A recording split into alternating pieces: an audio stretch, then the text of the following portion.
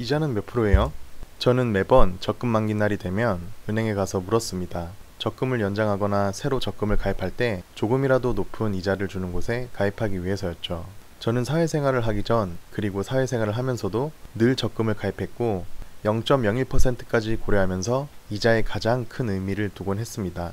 2020년에도 물론 저는 한 달에 100만원, 1년 납입 만기 시 월급 통장 우대금리로 세전 2%대 이자를 주는 새로운 적금에 가입을 하였습니다. 그런데 적금을 가입하고 2달 뒤 코로나 팬데믹이 발생했고 그때부터 제가 전혀 몰랐던 것들이 여기저기서 보이고 들리기 시작했습니다.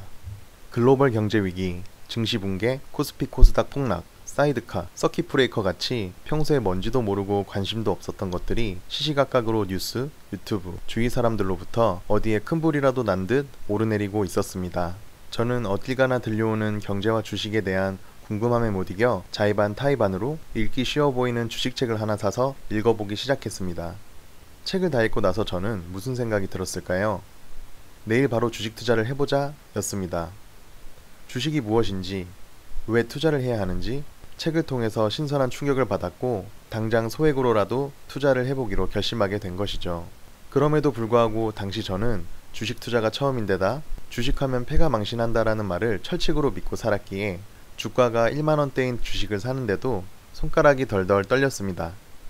그래도 책과 다양한 매체를 통해 공부하며 조금씩 투자를 계속 해나갔습니다. 그 결과는 어땠을까요? 저는 2달 만에 10%의 수익을 올릴 수 있었습니다. 저는 이 결과를 통해서 연초에 들었던 적금을 해지하고 투자금으로 활용하도록 결정하였습니다.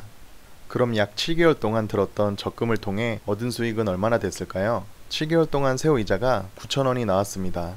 중도 해지를 해서 수익이 줄었음을 감안해도 매우 적은 금액이었습니다. 2020년을 돌아보면 그때 주식시장은 대세 상승장이었고 아무거나 사도 오르는 시장이다라는 말이 있었습니다. 결과적으로 제 투자 수익은 실력이 좋아서라기보다 운이 좋았다는 것이 더 맞는 말일 수 있습니다. 그러나 만약 제가 아직까지 주식이 무엇인지 모르고 주식 투자는 패가 망신하는 것이라는 인식을 가지고 있었다면 투자의 시작조차 하지 못했을 것입니다. 당연히 그 결과 상승장의 과실을 맺지도 못했을 것이고요. 따라서 제게 가장 큰 변화는 투자를 시작했다라는 것입니다.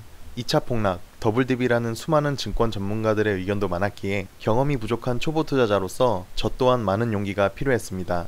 그러나 투자가 선택이 아닌 필수라는 것을 꾸준한 공부를 통해 더욱더 확신할 수 있었고 기업 조사를 통해 투자하고 싶은 기업에 투자해 나갈 수 있었습니다. 그 결과 월급과 적금으로 6년 동안 모은 자산을 약 7개월 만에 2배로 불릴 수 있었습니다.